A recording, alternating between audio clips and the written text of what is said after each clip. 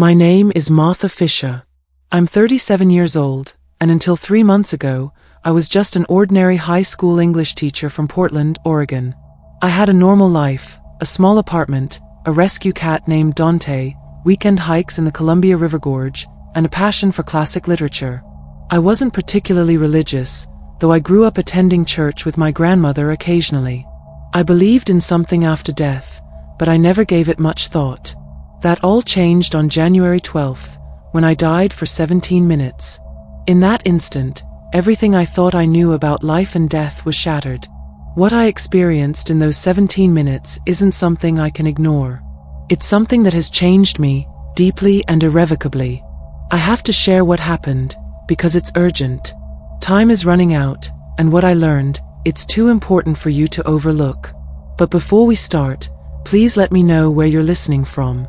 It will be nice to feel closer, even if we're physically apart. Also, don't forget to like and comment on what you thought about this near-death experience testimony. Let's have a fair and open discussion so we can learn from each other on this channel. Enjoy listening. It was a normal Tuesday. The school day had just ended, and I was organizing papers in my classroom while a winter storm raged outside. I remember feeling a strange tightness in my chest, but dismissed it as stress from midterm exams. As I walked to my car, the pain intensified. By the time I reached the parking lot, I couldn't breathe. I remember falling into the snow, the cold against my face, and then nothing. Later, I learned what happened: a pulmonary embolism, a blood clot that traveled to my lungs. A colleague found me unconscious and called 911. By the time the ambulance arrived, my heart had stopped. The paramedics performed CPR and rushed me to the hospital, but for 17 minutes, I was clinically dead. Those 17 minutes changed everything I thought I knew about life, death, and what comes after. What I experienced wasn't just some hallucination or dream. It was more real than anything I've ever known. And now I need to share what I saw, what I learned, because everything we've been told about death is wrong. It's not an ending. It's not a void. It's the beginning of a test most of us are completely unprepared for. When my heart stopped beating, when my lungs stopped drawing breath, I didn't just disappear. I didn't see a tunnel of light or my life flashing before my eyes like you hear in other stories.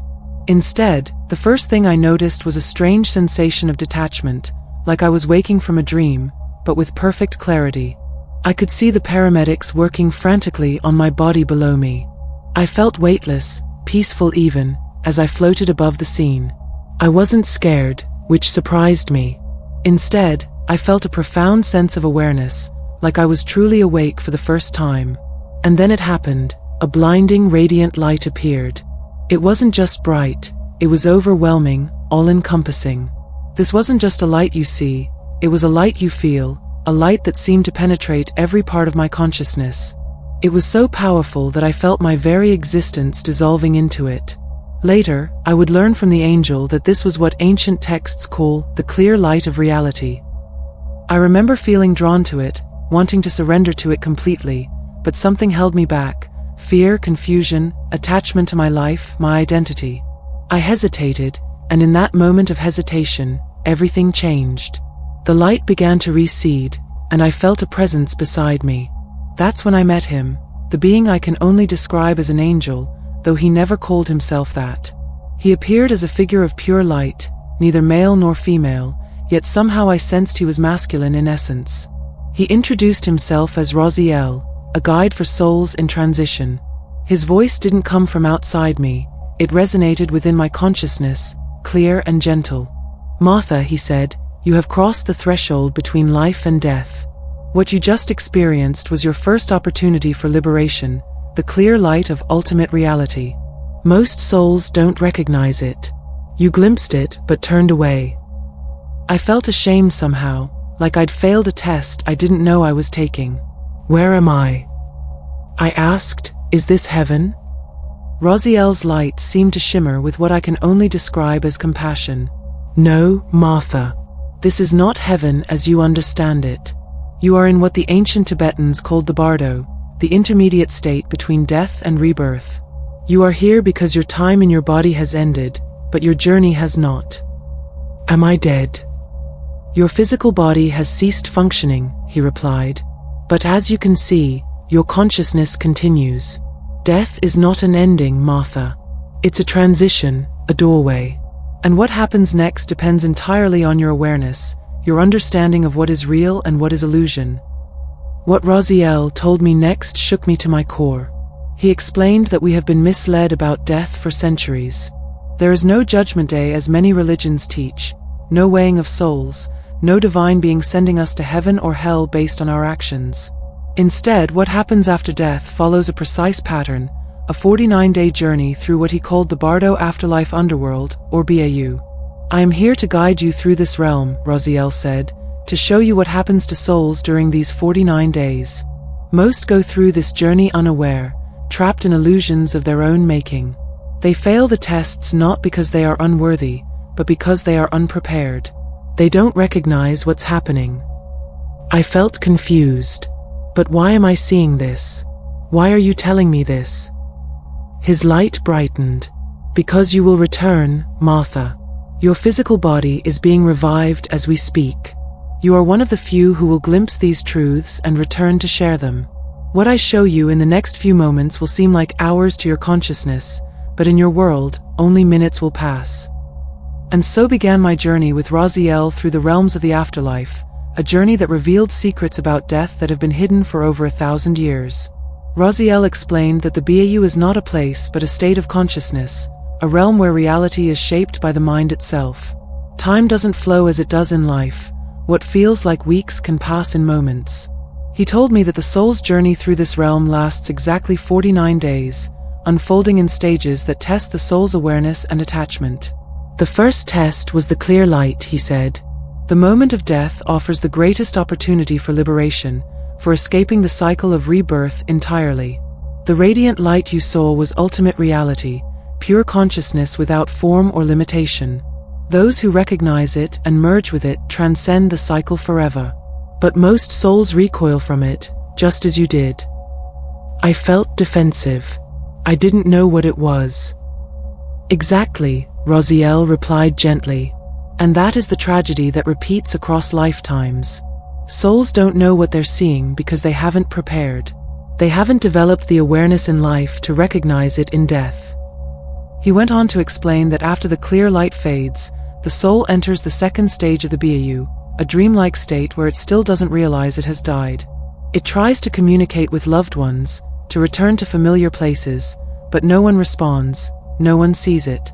Most souls spend days in this confusion, refusing to accept what has happened. Can I see this? Rosiel's light dimmed slightly. I can show you glimpses of others in the BAU, but I must warn you, what you will see may disturb you. Suddenly, we were in what looked like a hospital room. A woman stood beside a bed where a body lay covered with a sheet. Family members were gathered around, crying. The woman was screaming, trying to tell them she was right there, but no one heard her. She reached out to touch her husband's shoulder, but her hand passed through him. She died 3 days ago, Rosiel explained. She doesn't understand why her family can't see or hear her. She doesn't know she's dead. The scene shifted, and we saw a man wandering through his empty house, confused by the strangers moving in with their furniture. He kept trying to tell them this was his home, becoming increasingly agitated as they ignored him. He's been dead for over a week, Rosiel said. His house has been sold, but he can't accept it. He's trapped in denial. These scenes broke my heart. Can't someone help them understand? That is the purpose of guides like me, Rosiel said. But not all souls are ready to listen. Many are too attached to their identities, their possessions, their relationships. They cannot let go.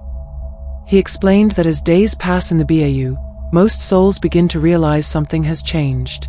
That's when the next phase begins, the emergence of visions. First come the peaceful visions, Rosiel said. Beings of light appear, offering guidance and comfort. Some souls see these as angels, others as divine beings from their religious traditions. In truth, they are reflections of the soul's own higher consciousness. He showed me souls encountering these radiant beings. Some fell to their knees in worship, others embraced them like long-lost friends. The beings emanated unconditional love, offering a path to transcendence. Those who recognize these forms as extensions of their own consciousness can merge with them and escape the cycle, Rosiel explained. But most don't understand. They see them as separate, external beings, and in that moment of separation, the opportunity is lost. What happened next shocked me. Rosiel showed how, after about 2 weeks in the BAU, the peaceful visions begin to change. The radiant beings fade, and in their place come what he called wrathful visions, terrifying entities that appear as demons, monsters, or fearsome deities with multiple heads and limbs, their faces twisted in expressions of rage. I watched souls fleeing in terror, screaming, begging for mercy. The sight was horrifying, but Rosiel's voice remained calm. These frightening entities are not real, Martha. They are projections of the soul's own fears, guilt, and unresolved emotions. They appear as external threats, but they are coming from within. The test is to recognize this truth, to see that the terror is self-created. What happens to those who don't recognize this? They run, he said simply. And in running, they give the illusions more power. The fear feeds the visions, making them stronger, more terrifying. It becomes a cycle that drags the soul deeper into the BAU. He showed me rare souls who, even when faced with these wrathful visions, remained still and aware. They looked directly at the terrifying entities and recognized them as projections of their own mind. The moment they did, the entities dissolved like mist in sunlight. This is the second test, Rosiel explained. The first test is recognizing the clear light, a test of awareness. The second is recognizing the illusions of fear, a test of self-mastery. Most souls fail both. By the 3rd or 4th week in the BAU, Raziel told me, souls face their next great challenge, the life review. This isn't just remembering what happened, it's reliving every moment, every action, every thought, not only from their perspective but from the perspective of everyone they affected. There is no judge, Rosiel said. No external force weighing your good deeds against your bad. There is only truth, the undeniable reality of who you were and what you did. He showed me souls in this process, some bathed in light as they relived moments of kindness and love, others writhing in agony as they experienced the pain they had caused others. It wasn't punishment, it was simply the natural consequence of seeing the complete truth without the filter of ego or self-justification. This life review doesn't just reflect the past, Rosiel continued. It conditions the future. The emotions and attachments that arise during this review draw the soul toward its next rebirth. Souls filled with regret, guilt, or desire are pulled back into specific life circumstances that match those vibrations. That sounds like karma, I said. It is what many traditions call karma, he agreed. But it's not a punishment or reward system. It's a natural law, like attracts like. The mind state of the soul determines where it will be reborn. As the BAU journey nears its end, around the 6th week, Raziel showed me the final and most crucial test, what he called the moment of choice. By this point, souls have weathered the peaceful and wrathful visions, endured their life review, and stand at a crossroads. The illusions of the BAU take on their most seductive form, visions of comfort, of loved ones calling, of familiar places that feel like home.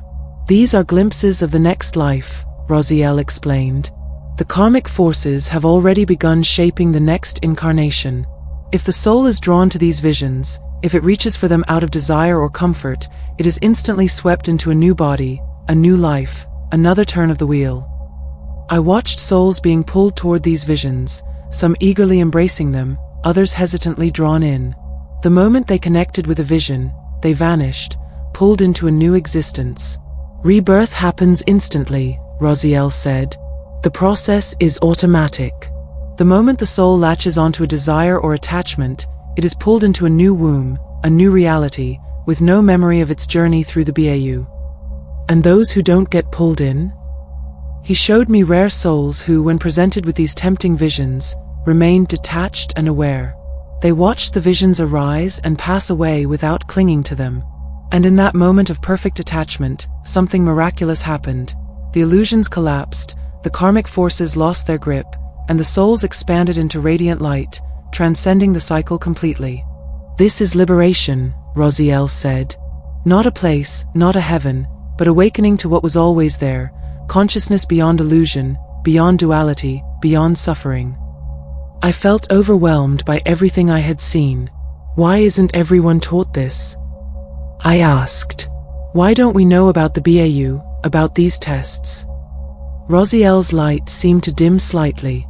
For over 1,000 years, these teachings were hidden, reserved only for advanced spiritual practitioners. The Tibetan Book of the Dead contained this knowledge, but it was considered too powerful, too dangerous for ordinary minds. Dangerous? How could the truth be dangerous? Think, Martha, he replied.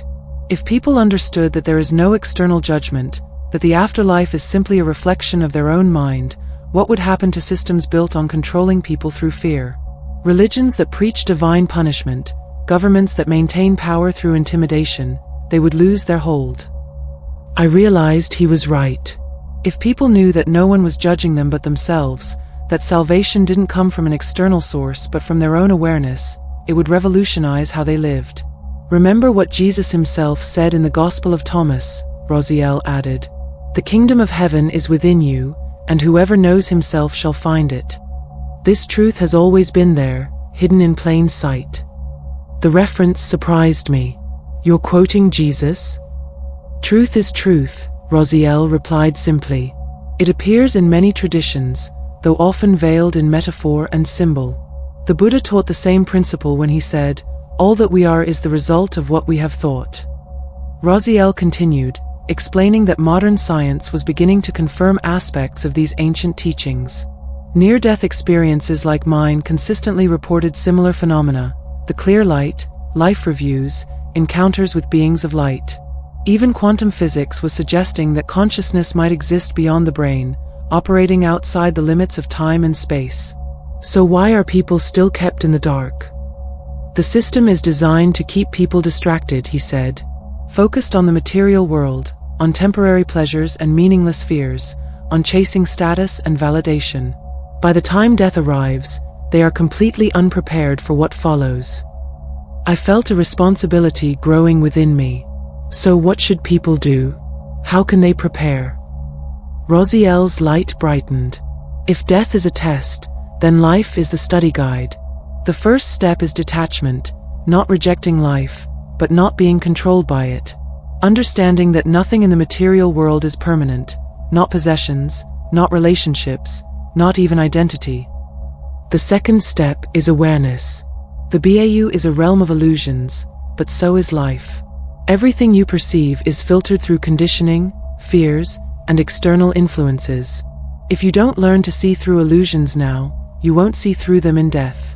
As it says in Ephesians 6 verse 12, for we wrestle not against flesh and blood, but against principalities, against powers, against the rulers of the darkness of this world, against spiritual wickedness in high places. The battles we face are primarily within our own consciousness. And the third step is acceptance. Death is not to be feared or avoided thinking about. It is the most important moment of existence, the moment when everything is revealed. Those who live in fear of death will be ruled by fear in the afterlife. Raziel then showed me souls in different stages of the BAU, pointing out how the same patterns of awareness or unawareness that define their lives continued after death. Those who live in ignorance die in ignorance, he explained. Those controlled by fear in life are controlled by fear in death. Those who chase illusions in life continue chasing them after their body is gone. The cycle is relentless, and the worst part is, souls are doing it to themselves. He showed me how souls caught in the BAU are repeatedly offered opportunities for awakening, for seeing through the illusions, but most miss these chances because the habits of mind are too deeply ingrained. It's like what Paul wrote in Romans 8 verse 6, Rosiel said. The mind governed by the flesh is death, but the mind governed by the spirit is life and peace. The state of your consciousness determines everything. I watched souls trapped in loops of fear, desire, and attachment, continuously creating their own suffering without realizing it. The sight was heartbreaking, yet Rosiel remained compassionate. The cycle isn't unbreakable, he assured me. These teachings exist for a reason, so that those who are ready can wake up. The first step is seeing reality for what it truly is. As he spoke, I noticed dark, swirling forms in the distance. What are those? Collective thought forms, Rosiel explained. Just as individual minds create personal illusions, collective consciousness creates shared ones.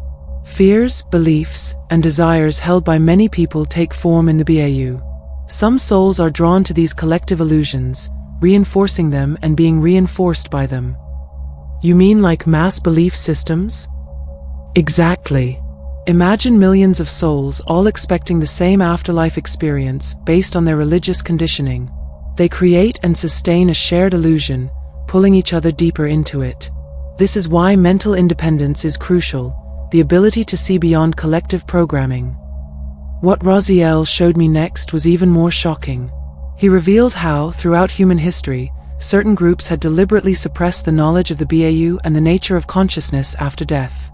The Tibetan Book of the Dead was just one text that contained this wisdom, he said. Similar teachings existed in ancient Egypt, in early Gnostic Christianity, in esoteric Jewish traditions, and in indigenous shamanic practices worldwide. But these teachings were systematically pushed aside, labeled as heretical or dangerous. Why would anyone do that? Control, Rosiel answered simply. A population that fears divine punishment after death is easier to govern than one that understands the true nature of consciousness. Religious institutions that position themselves as gatekeepers to salvation gain immense power. Governments that align with these institutions benefit from that control. He showed me historical scenes, sacred texts being burned, teachers of these hidden truths being persecuted, traditions being forced underground. Yet somehow the core wisdom survived, passed down through secret lineages, encoded in symbols and metaphors, waiting for humanity to be ready to receive it again. Now is that time, Rosiel said. Human consciousness is evolving. More people are having experiences like yours, glimpsing the truth and returning to share it. The barriers between worlds are thinning. He then took me deeper into the mechanics of the BAU, explaining how the 49-day journey unfolds day by day. The first week centers on confronting the clear light and entering the bardo state. The second and third weeks involve encountering the peaceful and wrathful visions. The fourth and fifth weeks focus on the life review and karmic processing. And the final 2 weeks deal with the pull toward rebirth and the last opportunity for liberation. 49 days isn't arbitrary, Rosiel explained. It's connected to fundamental energetic cycles. The soul needs this time to process its previous incarnation and prepare for the next phase, whether that's rebirth or liberation. He showed me how different spiritual traditions had recognized parts of this process, though often in fragmented or symbolic forms. The Christian concept of purgatory, the Egyptian journey through the Duat, the Hindu beliefs about the soul's path after death, all contained elements of truth, filtered through cultural and religious frameworks. The essence is the same, Rosiel said. Consciousness continues after physical death. It faces tests and challenges. The state of the mind determines the outcome. As we explored the later stages of the BAU, I saw souls approaching the moment of rebirth. Rosiel explained how karmic patterns attract souls to particular life circumstances that match their mental and emotional vibrations. A soul filled with anger may be drawn to violent circumstances, he said. A soul consumed by greed may find itself in conditions of lack. But this isn't punishment, it's resonance. Like attracts like until the lesson is learned. That sounds harsh, I said. Almost like souls are being punished. It only seems that way from a limited perspective, Rosiel replied. Each life offers exactly the experiences needed for that soul's evolution. What appears as suffering may be the precise catalyst needed for awakening. As Jesus said, "For what shall it profit a man, if he shall gain the whole world, and lose his own soul?" Material circumstances are secondary to spiritual growth. He showed me souls making choices at the moment of rebirth, some drawn to wealth and privilege, others to lives of apparent hardship. But the higher purpose wasn't about comfort or suffering, it was about which conditions would best serve that soul's development. Some of the most evolved souls choose the most difficult lives, Rosiel explained. They understand that struggle often accelerates growth. Comfort can lead to complacency. As we observed this process, I noticed something strange. threads of light connecting souls to each other, weaving complex patterns across the BAU. Those are karmic connections, Rosiel said, noting my curiosity. Souls that have interacted in previous lives often reconnect in future ones. Relationships continue across incarnations. Parents, children, lovers, enemies, all playing different roles to help each other learn and grow. The debts and gifts exchanged in one life create bonds that draw souls back together. This explains so much: why we feel instant connections with certain people, why some relationships feel charged with inexplicable emotion. We're continuing conversations and resolving tensions that began lifetimes ago. Does that mean everything is predetermined? I asked. Are our lives just playing out scripts written by past karma? No, Rosiel said. Karma creates tendencies and attractions, but free will always remains. In each moment, souls have the choice to respond differently, to break patterns, to awaken. That's why awareness is so crucial. It creates the possibility of change. As he spoke, I noticed countless souls moving through the BAU on their journeys, some radiant and aware, others dim and confused. What struck me most was that no soul was ever truly alone. Even those who seemed lost were being watched over by guides like Raziel, waiting for moments of openness when wisdom could be offered. The universe is designed for awakening, Rosiel explained. Every experience, in life or after death, serves that purpose. Nothing is wasted, nothing is random. Even the most terrifying visions in the BAU are opportunities for growth.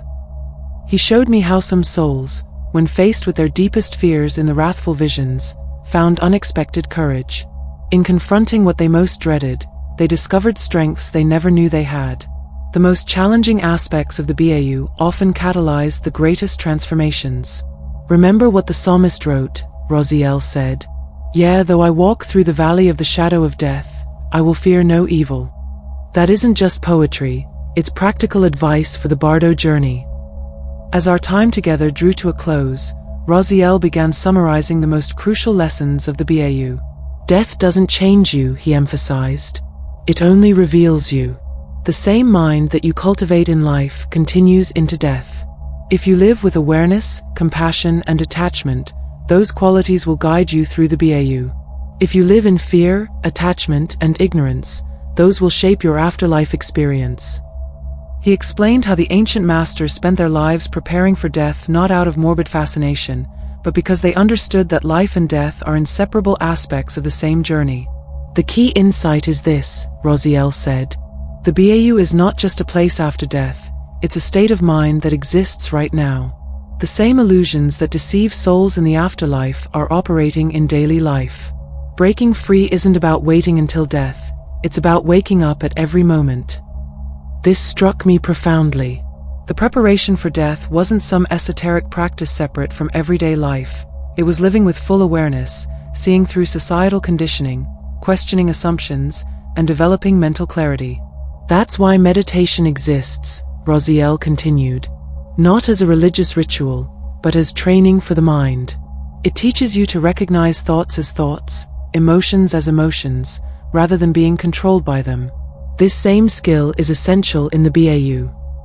He showed me how spiritual traditions worldwide had developed practices that, at their core, were preparing people for the afterlife journey, teaching them to remain aware during transitions, to recognize projections of their own mind, and to maintain equanimity in the face of fear or desire. The awakened life and the successful death are the same, Rosiel said. Both require seeing reality as it is, not as you wish it to be or fear it might be. As my time with Raziel neared its end, I felt a strange pulling sensation, a call back to my body. Panic rose within me. There was still so much I wanted to know, so many questions left unanswered. Don't resist, Rosiel said gently. Trust the process. But how will I remember all this? I asked, how will I share what I've learned? The understanding is already within you, he replied, his voice fading. It was always there. I've simply reminded you of what you already knew at the deepest level of your being. Trust that the right words will come when needed. The pulling grew stronger. Rosiel's form began to shimmer and dissolve. Remember, his voice came one last time, now distant but clear. Death does not change you, it reveals you. The mind is the only thing that determines what happens next. And Martha, you were given this glimpse for a reason. Share it with courage." With those words, I felt myself rushing backward, as if falling from a great height. There was darkness, then pain, then the harsh fluorescent lights of a hospital room. I gasped, my lungs burning as they filled with air. Around me, medical staff stared in shock. I had died and returned, carrying knowledge that had been hidden for centuries. 3 months have passed since my near-death experience, and doctors call my recovery miraculous. There's no lasting damage from the oxygen deprivation or the pulmonary embolism. Physically, I've healed completely, but everything else in my life has changed. I returned to teaching after 6 weeks, but my perspective has shifted. I now look at my students and wonder if anyone has taught them how to prepare for the journey we'll all eventually take. I've started incorporating subtle lessons about mindfulness and awareness into my English classes, teaching them not just to analyze texts but to question their own thoughts and perceptions. Some nights, I wake up haunted by images from the BAU, souls running in terror from their projections, radiant beings offering liberation, the complex web of karmic connections. I write everything down, filling journal after journal with what I remember. Some people think I'm crazy, others are intrigued but skeptical, and a few recognize the truth in what I say. I don't blame the doubters. I would have been one of them before my experience. But I know what I saw, and I know I was sent back to share it. My relationships have shifted as well. I'm more patient, more compassionate, and more direct. I no longer fear conflict or judgment because I understand they are just temporary manifestations of mind. Some friends have distanced themselves, while others have drawn closer, sensing something authentic in my transformation. I've started studying the Tibetan Book of the Dead and comparing my experience with its ancient wisdom. The parallels are striking, even though my understanding lacks the cultural framework of Tibetan Buddhism. I've also explored near-death accounts from other traditions and found common elements that transcend cultural differences. The most profound change has been in my view of death. I no longer fear it. I see it as a transition, not an end, a mapped journey, not a mystery. This doesn't mean I'm eager to die, but the terror of death has disappeared. I still have questions, of course. Some days, I wonder if I imagined the whole thing. But then I remember details I couldn't have invented, concepts confirmed in esoteric texts and accounts from other near-death experiencers. Has this made me more religious? No, but it has made me more spiritual. I now see that religious traditions contain fragments of truth about the afterlife, though often buried under layers of dogma. What matters is awareness, seeing reality clearly and recognizing illusions. I'm not special. My experience doesn't make me enlightened. It was simply a glimpse of what awaits us all. The real work happens now, in how I live each day and prepare my mind for the journey ahead. If you're reading this, know that you too will someday face the tests of the BAU. But you can prepare now, through awareness, compassion, and mindfulness. Death is not an ending, but a transition, and the mind is the key to what happens next.